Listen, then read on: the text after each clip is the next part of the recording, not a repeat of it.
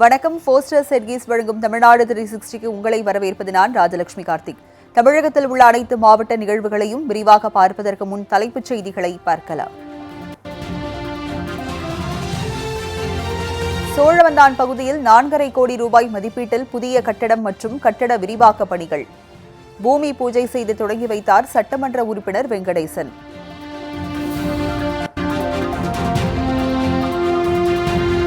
கோவை விளாமரத்தூர் பில்லூர் அணை இடையே புதிய சாலை அமைக்கும் பணி தொடக்கம். 60 ஆண்டு கால கோரிக்கை நிறைவேற்றப்பட்டதால் மலை கிராம மக்கள் மகிழ்ச்சி.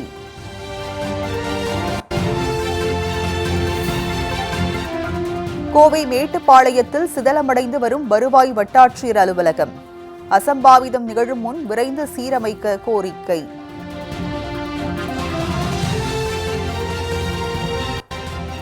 வேலூர் கடலைக்குளம் பகுதியில் அடிப்படை வசதிகள் இன்றி தவிக்கும் மலை கிராம மக்கள். மாலை முரசு தொலைக்காட்சியில் செய்தி வெளியான நிலையில் விளக்கம் கேட்டு ஆட்சியருக்கு நோட்டீஸ் அனுப்பிய தேசிய தாழ்த்தப்பட்டோர் ஆணையம்.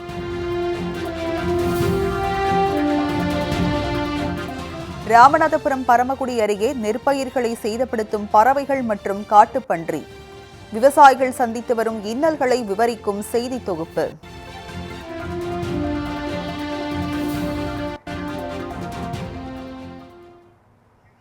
இனி செய்திகளை விரிவாக பார்க்கலாம்.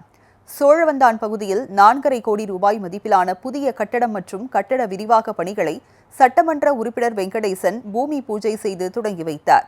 மதுரை மாவட்டம் சோழவந்தான் தொகுதிக்கு உட்பட்ட பகுதியில் உள்ள பள்ளிகளை கூடுதல் வகுப்பறைகள் கட்டப்பட வேண்டும் என்று பெற்றோர்கள், ஆசிரியர் மற்றும் மாணவ மாணவியர் நீண்ட நாட்களாக கோரிக்கை விடுத்து வந்தனர். இந்நிலையில் பொதுமக்களின் கோரிக்கையை ஏற்று இன்று புதிய பள்ளி கட்டிட விரிவாக்கம் திட்டத்தை சோழவந்தான் சட்டமன்ற உறுப்பினர் வெங்கடேசன் பள்ளி குழந்தைகளுடன் சேர்ந்து பூமி பூஜை செய்து தொடங்கி வைத்தார். இதில் சோழவந்தான் தொகுதிக்கு உட்பட்ட மண்ணாடி மங்கலம் அரசு நடுநிலைப் பள்ளியில் 81 லட்சம் ரூபாய் மதிப்பீட்டில் கூடுதல் கட்டிடமும், முள்ளிப்பள்ளம் அரசு துவக்கப்பள்ளியில் 35 லட்சம் ரூபாய் மதிப்பீட்டில் கூடுதல் கட்டிடமும், சோழவந்தான் அரசு பெண்கள் மேல்நிலைப் பள்ளியில் 147 லட்சம் ரூபாய் மதிப்பீட்டில் கூடுதல் கட்டிடங்கள் கட்ட பூமி பூஜை செய்யப்பட்டது. அத்துடன் சோழவந்தான் பகுதியில் 167 லட்சம் ரூபாய் மதிப்பீட்டில் பத்திரப்பதிவு அலுவலகத்திற்கான புதிய கட்டடம் கட்டவும் பூமி பூஜை செய்து பணிகள் தொடங்கப்பட்டது.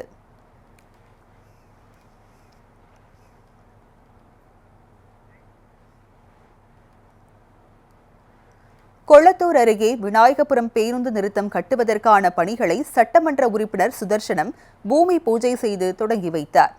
சென்னை அடுத்து கொளத்தூர் அருகே ரெட்டேரி செங்குன்றம் நெடுஞ்சாலையில் விநாயகபுரம் பேருந்து நிலையம் அமைந்துள்ளது. இந்த பேருந்து நிலையத்தில் நிழற்குடை இல்லாமல் கடும் வெயிலிலும் மழையிலும் பயணிகள் மிகுந்த இன்னலுக்கு ஆளாகி வருகின்றனர். இதனால் இப்பகுதியில் பேருந்து நிலையம் அமைத்து தர வேண்டும் என அப்பகுதி மக்கள் கோரிக்கை விடுத்தனர். இந்நிலையில் பொதுமக்களின் கோரிக்கையை ஏற்று வடசென்னை வளர்ச்சி திட்டத்தின் கீழ் 1,41 லட்சம் மதிப்பீட்டில் ஓட்டுநர் ஓய்வு அறை, நேர காப்பாளர் அறை, பெண்கள் பாலூட்டும் அறை, கழிவறை மற்றும் நிழற்குடைகள் என அனைத்து நவீன வசதிகளுடன் கூடிய பேருந்து நிலையம் அமைக்க திட்டமிடப்பட்டது. இதனைத் தொடர்ந்து பேருந்து நிறுத்தம் கட்டுவதற்கான பணிகளை சட்டமன்ற உறுப்பினர் சுதர்சனம் பூமி பூஜை செய்து தொடங்கி வைத்தார். இந்நிகழ்ச்சியில் மண்டல குழு தலைவர் நந்தகோபால், மாதவரம் மண்டல அதிகாரி திருமுருகன், பொறியாளர்கள், மாமன்ற உறுப்பினர் மற்றும் போக்குவரத்து துறை அதிகாரிகள் பங்கேற்றனர்.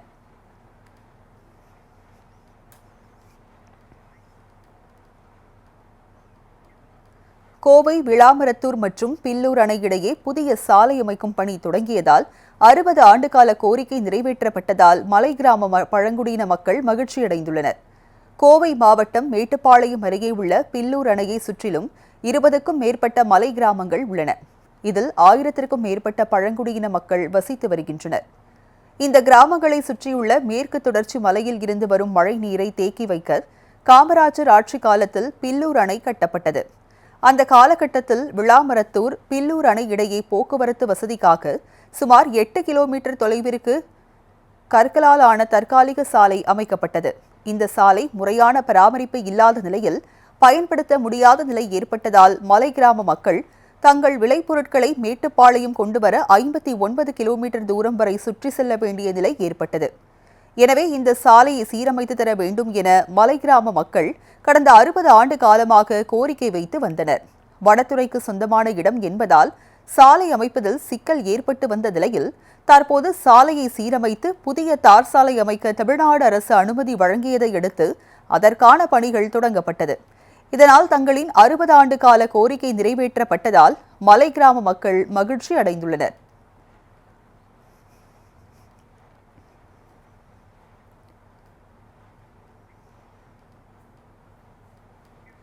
மேட்டுப்பாளையத்தில் சிதலமடைந்து வரும் வருவாய் வட்டாட்சியர் அலுவலகத்தை விரைந்து சீரமைக்க கோரிக்கை எழுந்துள்ளது. கோவை மாவட்டம் மேட்டுப்பாளையம் வருவாய் வட்டாட்சியர் அலுவலகம் மேட்டுப்பாளையம் நகரில் இருந்து சிறுமுகை செல்லும் சாலையில் செயல்பட்டு வருகிறது. இந்த வருவாய் வட்டத்தில் 17 கிராம ஊராட்சிகளும் 2 நகராட்சிகளும் ஒரு பேரூராட்சியும் அடங்கியுள்ளது. இந்த நிலையில் வட்டாட்சியர் அறையின் முன்பக்க அலுவலக மையப்பகுதியில் உள்ள கட்டிட மேற்கூரைகள் சிதலமடைந்து அதன் இரும்பு கம்பிகள் வெளியே தெரியும் வகையில் காணப்படுகின்றன. அவ்வப்போது இதன் சிமெண்ட் காரைகள் பெயர்ந்து விழக்கூடிய நிலையில் உள்ளது. எனவே கோவை மாவட்ட நிர்வாகம் இதனை கருத்தில் கொண்டு சிதலமடைந்து வரும் அலுவலக மேற்கூரையை உடனடியாக சரி செய்ய உத்தரவிட வேண்டும் என்பதே இப்பகுதி மக்களின் கோரிக்கையாக உள்ளது.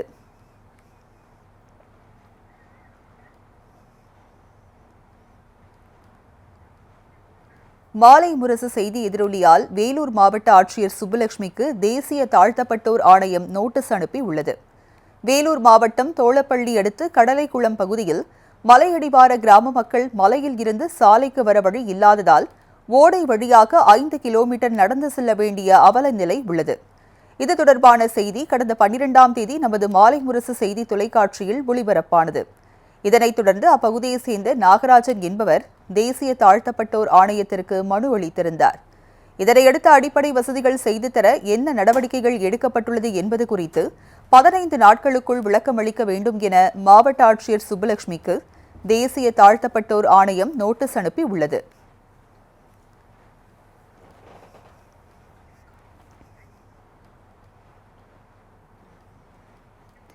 ஆண்டிப்பட்டி அருகே மயானத்திற்கு செல்ல பாதை வசதி இல்லாததால் 50 ஆண்டுகளாக ஓடை தண்ணீரில் இறங்கி சடலத்தை சுமந்து செல்லும் அவல நிலை ஏற்பட்டுள்ளது. தேனி மாவட்டம் ஆண்டிப்பட்டி அருகே அமைந்துள்ளது பெருமாள் கோவில்பட்டி கிராமம். இக்கிராமத்தில் 100க்கும் மேற்பட்ட பட்டியல் இன மக்கள் வசித்து வருகின்றனர். பெருமாள் கோவில் பட்டியலின கிழக்கு பகுதியில் பட்டியலின மக்களுக்கு என தனியாக மயானம் அமைந்துள்ளது. ஆனால் இந்த மயானத்திற்கு செல்வதற்கு முறையான சாலை வசதி இல்லை. இதனால் பட்டியலின மக்கள் குடும்பங்களில் யாரேனும் உயிரிழக்க நேர்ந்தால் அவர்களின் உடலை தேர்கட்டி தூக்கிக் கொண்டு ஓடையில் இறங்கி முழங்கால் முதல் இடுப்பளவு தண்ணீர் வரை சென்று இறுதிச் சடங்கு செய்து வருகின்றனர். எனவே தங்கள் பகுதியில் இருந்து மயானத்திற்கு செல்ல பாதை வசதி அமைத்து தர வேண்டும் என அப்பகுதி மக்கள் கோரிக்கை விடுத்துள்ளனர். ரொம்ப ஒரு ஆள் கூட நடக்க கூட முடியல. அது இந்த வீடியோல எல்லாம் பதிவு பண்ணியிருக்காங்க. அந்த வீடியோவில் பதிவு பண்ணி கலெக்டர் ஆஃபீஸில் ஒரு 10 வருஷம் முன்னாடி நானே நேரம் கொண்டு போய் எங்கள் ஊருக்கு எச்சி கொடுத்துருக்கேன், எல்லாமே கொடுத்துருக்கேன். புறம்பக்கு நல்ல சுத்துக்கு நிறைய இருந்திருக்கு, அதையும் மென்ஷன் பண்ணி கொடுத்துருக்கேன். அது கொடுத்துமே இன்ன வரைக்கும் எந்த நடவடிக்கை எடுக்கல. அதுக்கு பிறகு நாங்களும் அதை சரிசரவை கண்டுக்கல. ஆனால் இன்னைக்கு நாங்கள் நடந்து போகும்போதே உள்ள கண்டிப்பாக நீங்கள் அந்த வீடியோவில் பார்த்தா தெரியும், உள்ள போகும்போது எவ்வளோ அளவுக்கு இறங்கி இருக்குன்னு அது இறங்கி பார்த்தாலே தெரியும். அந்த சாக்கடை தண்ணியில் நடக்கவே முடியாது. அந்த இதில் நடந்து போய் வந்திருக்கோம். நாங்கள் இந்த அளவு எங்கள் தாத்தாவோட முடியணும், அடுத்த ஒரு ஆளுக்கு இந்த நிலைமை வரக்கூடாது. கிட்டத்தட்ட ஒரு 50-60 வருஷமாக நாங்கள் போராடிக்கிட்டு இருக்கோம். கவர்மெண்ட்டுக்கு நாங்கள் எல்லா வழியிலையும் மனு கொடுத்துக்கிட்டே இருக்கோம். எந்த ஒரு எதிர்பார்ப்பும் எந்த ஒரு இதுவும் நடக்கலை. இப்போ எங்களுக்கு இந்த வழியாக நடத்தி தரல, எங்களுக்கு ஒரு பாதை உருவாக்கி தரலை அப்படின்னா நாங்கள் கலெக்டர் ஆஃபீஸில் பணம் விழுந்துச்சுன்னா நாங்கள் கொண்டு போய் நாங்கள் கலெக்டர் ஆஃபீஸ் முன்னாடி வச்சு மறியல் பண்ணுவோம். தங்கள் ஊருக்கு வந்த திருத்தணி சுப்பிரமணிய சாமியை சாமி தூக்கும் சுமைதாரர்கள் வீதி எங்கும் திரண்டு பக்தியுடன் வரவேற்றனர். திருவள்ளூர் மாவட்டம் திருத்தணி சுப்பிரமணிய சுவாமி கோவிலில் சுப்பிரமணிய சுவாமியின் வீதி உலாவின் போது தரணி ராகபுரம் கிராமத்தை சேர்ந்தவர்கள்தான் சாமியை தூக்கி செல்வது வழக்கம். இந்நிலையில் சாமியை தூக்கும் இவர்களின் ஊரான தரணிகாபுரம் கிராமத்திற்கு ஆண்டிற்கு ஒரு நாள் முருகப்பெருமான் வீதி உலா செல்வது வழக்கம். அதன்படி காலையில் வள்ளி தெய்வானையுடன் சிறப்பு அலங்காரத்தில் எழுந்தருளிய முருகப்பெருமான் இசை வாத்தியங்கள் முழங்க ஊர்வலமாக கோவிலில் இருந்து புறப்பட்டு தரணிராகபுரம் சென்றார். தங்கள் ஊருக்கு வந்த முருகப்பெருமானை அக்கிராம மக்கள் பக்தியுடன் வரவேற்றனர். தரணிராகபுரம் வீதியில் உலா வந்த உற்சவர் முருகப்பெருமானை தேங்காய் உடைத்தும் கற்பூர தீபம் ஏற்றியும் மக்கள் வழிபாடு செய்தனர். முருகப்பெருமான் நள்ளிரவு வரை அங்கேயே தங்கி மறுநாள் அதிகாலை திருத்தணி மலைக்கோயிலுக்கு செல்வார். பொதுவாக சாமி இருக்கும் கோயிலுக்குத்தான் மக்கள் சென்று வழிபடுவது வழக்கம். ஆனால் தன்னை தூக்கி சுமக்கும் மக்களுக்காக அவர்கள் இருக்கும் இடத்திற்கு சாமியே செல்வது அப்பகுதி மக்களை மகிழ்ச்சியில் ஆழ்த்தியுள்ளது.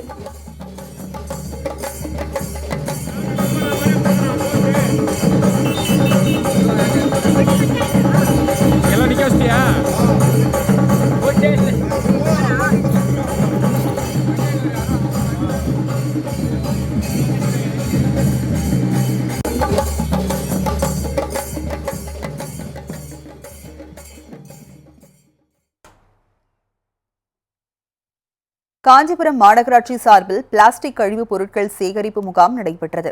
காஞ்சிபுரம் மாவட்டத்தில் சர்வதீர்த்த குளக்கரையிலும் பொது இடங்களிலும் வீசப்பட்டிருந்த பிளாஸ்டிக் கழிவுப் பொருட்களை சேகரிக்கும் முகாம் அமைக்கப்பட்டது. மாநகராட்சி சார்பில் அமைக்கப்பட்ட முகாமை மாவட்ட ஆட்சியர் கலைச்செல்வன் தொடங்கி வைத்தார். இதில் மாணவ மாணவிகள், தூய்மை பணியாளர்கள் பங்கேற்று பிளாஸ்டிக் கழிவுகளை அகற்றினர். அத்துடன் ஒருமுறை பயன்படுத்தும் பிளாஸ்டிக் பொருட்கள் பயன்பாட்டை முற்றிலும் ஒழிக்கும் வகையில் பொதுமக்களுக்கு விழிப்புணர்வை ஏற்படுத்தும் வகையில் பேரணி நடைபெற்றது. தொடர்ந்து பிளாஸ்டிக் விழிப்புணர்வு குறித்த உறுதிமொழி ஏற்கப்பட்டது.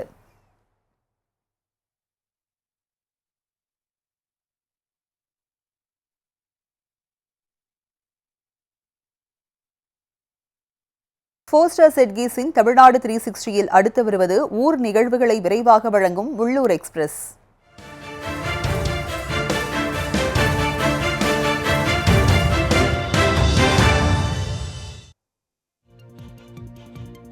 மயிலாடுதுறை மாவட்டம் மணல்மேடு அருகே நூற்றாண்டு பழமை வாய்ந்த ஸ்ரீ லட்சுமி நாராயண பெருமாள் கோவிலில் குடமுழுக்கு விழா நடைபெற்றது. இதனையொட்டி கணபதி ஹோமத்துடன் முதல் காலை யாகசாலை பூஜை தொடங்கியது. இன்று காலை 4 காலையாக பூஜைகள் நிறைவடைந்தது. இதனைத் தொடர்ந்து மங்கள வாத்தியங்கள் இசைக்க கலசத்தில் வைத்து பூஜிக்கப்பட்ட புனித நீரை ஊற்றி விமான கலசத்திற்கு குடமுழுக்கு நிகழ்ச்சி கோலாகலமாக நடைபெற்றது. இதில் திரளான பக்தர்கள் கலந்து கொண்டு சாமி தரிசனம் செய்தனர். திருப்பத்தூர் மாவட்டம் நாட்ராம்பள்ளி பகுதியில் எழுந்தருளி உள்ள ஊர் மாரியம்மன் ஆலய குடமுழக்கு விழா இன்று கோலாகலமாக நடைபெற்றது. இந்த குடமுழக்கு விழாவில் விக்னேஸ்வர பூஜை, வாஸ்து சாந்தி பூஜை, முதல் மற்றும் 2ஆம் கால யாகசாலை பூஜைகள் உள்ளிட்ட பூஜைகள் நடைபெற்றது. அதனைத் தொடர்ந்து அம்மனுக்கு சிறப்பு அலங்காரமும் அபிஷேகமும் செய்யப்பட்டு தீபாராதனை காண்பிக்கப்பட்டது. அதன்பின் கோபுரத்தின் மீது உள்ள கோபுர கலசத்திற்கு புனித நீர் ஊற்றப்பட்டு பக்தர்கள் மீது தெளிக்கப்பட்டது. இதில் ஏராளமான பக்தர்கள் கலந்து கொண்டு சுவாமி தரிசனம் செய்தனர்.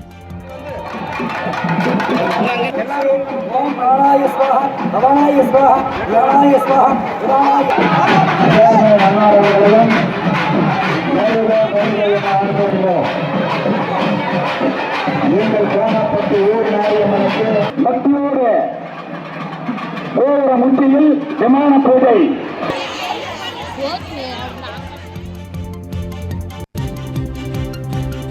தஞ்சை மாவட்டம் திருவிடைமருதூர் அருகே உள்ள வரசித்தி விநாயகர், ஸ்ரீ பிடாரியம்மன் உள்ளிட்ட 5க்கும் மேற்பட்ட கோயில்களில் ஒரே நாளில் மகா கும்பாபிஷேகமும் ஸ்ரீ லட்சுமி நாராயண பெருமாள் பட பிரதிஷ்டையும் வெகு விமரிசையாக நடைபெற்றது. கடந்த 29ஆம் தேதி விக்னேஸ்வர பூஜைகளுடன் தொடங்கி தொடர்ந்து 4 காலையாக பூஜைகளுடன் மகா பூரணகுதி நடைபெற்றது. தொடர்ந்து பூஜிக்கப்பட்ட புனித நீரை கோயிலில் உள்ள விமானங்களுக்கு ஊற்றப்பட்டு மகா கும்பாபிஷேக பெருவிழா நடைபெற்றது.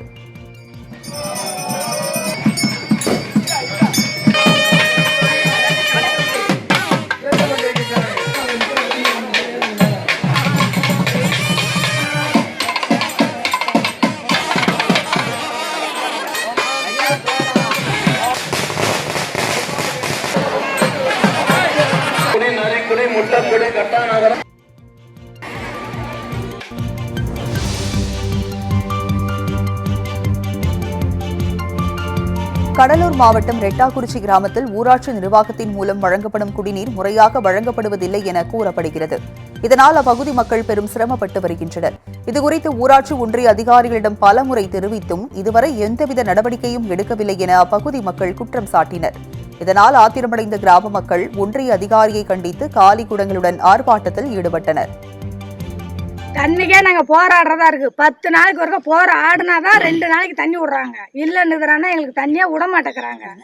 அந்த மேடம் வந்து இங்க பார்க்கவும் மாட்டேங்கிறாங்க. நாங்க இந்த மாதிரி போராடினப்ப வந்து பார்த்துட்டு அதோட சரி அடுத்த நிமிஷம் என்ன ஏதுன்னு கண்டுக்க மாட்டேங்கிறாங்க. ரெட்டாக்குறிச்சியில கரெக்டா தண்ணி விட்றீங்களா போறீங்களா கேட்க மாட்டேங்கிறாங்க. அந்த மாணிக்குங்கிற மேடமும் இங்க வந்து என்னன்னு கண்டுக்கவே மாட்டேங்கிறாங்க. அதை பத்தி என்ன ரியலைஸ் ஃபோன் பண்ணோம்னாலும் ஃபோனை எடுக்க மாட்டேங்கிறாங்க. சொன்னோம்னா அவங்க வேலை முடிஞ்சு போச்சு அப்படிங்கிற மாதிரி இருக்கிறாங்க. இதுக்கு நீங்க தான் பார்த்து ஏற்பாடு பண்ணி எங்களுக்கு தண்ணி பிரச்சனை இப்பயே பிரச்சனைன்னா இன்னும் சித்திரை வயசுல எப்படி தண்ணி எங்களுக்கு விடுவாங்க வெயில் நல்ல. ராணிப்பேட்டை மாவட்டம் காரை கூட்ரோடு ரயில்வே மேம்பாலத்தின் மீது கரும்பு கழிவுகளை ஏற்றி வந்த லாரியின் கதவு திறந்ததால் கரும்பு கழிவுகள் சாலையில் கொட்டியபடி சென்றது. இதுகுறித்து சக ஓட்டுநர்கள் தகவல் தெரிவித்ததால் லாரி நிறுத்தப்பட்டு கதவு அடைக்கப்பட்டது. இந்நிலையில் சாலையில் கொட்டப்பட்ட கரும்பு கழிவுகளால் சுமார் 1 மணி நேரத்திற்கு மேலாக போக்குவரத்து பாதிக்கப்பட்டது. இதுகுறித்து தகவல் அறிந்து வந்த தீயணைப்புத் துறையினர் மற்றும் காவல்துறையினர் சாலையில் கொட்டிய கழிவுகளை ஜேசிபி இயந்திரம் மூலம் அப்புறப்படுத்தி சாலையை சீரமைத்தனர்.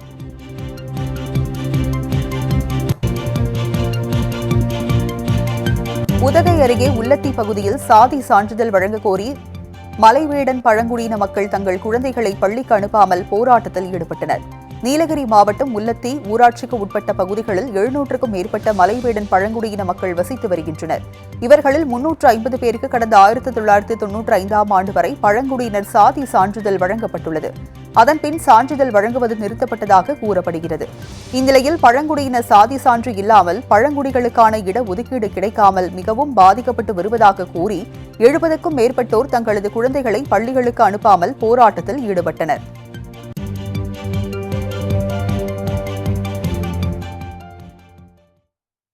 போஸ்டர் செட்கீஸ் வழங்கும் தமிழ்நாடு 360யில் மாவட்டங்களில் நடந்த விளையாட்டு செய்திகளை வழங்க வருகிறது விளையாட்டுக் களம்.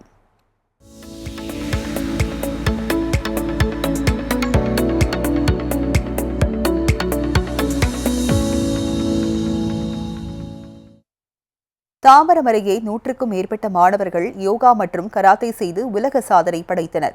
செங்கல்பட்டு மாவட்டம் தாம்பரம் அருகே உள்ள வேல்ஸ் குளோபல் பள்ளியில் தற்காப்பு கலை குறித்த விழிப்புணர்வை ஏற்படுத்தும் வகையில் நோவா உலக சாதனை நிகழ்ச்சி நடைபெற்றது. இதில் 65 மாணவர்கள் தொடர்ந்து 4 நிமிடத்தில் 100 விதமான யோகாசனங்களை செய்து அசத்தினர். அதேபோல் 42 மாணவர்கள் கண்களை கட்டிக்கொண்டு தொடர்ந்து 15 நிமிடங்கள் கராத்தே கட்டா செய்து உலக சாதனை படைத்தனர். இதனையடுத்து உலக சாதனை படைத்த மாணவர்கள் மற்றும் பள்ளி முதல்வருக்கு உலக சாதனைக்கான சான்று மற்றும் கோப்பை வழங்கி கௌரவிக்கப்பட்டது. 16, 17, 18.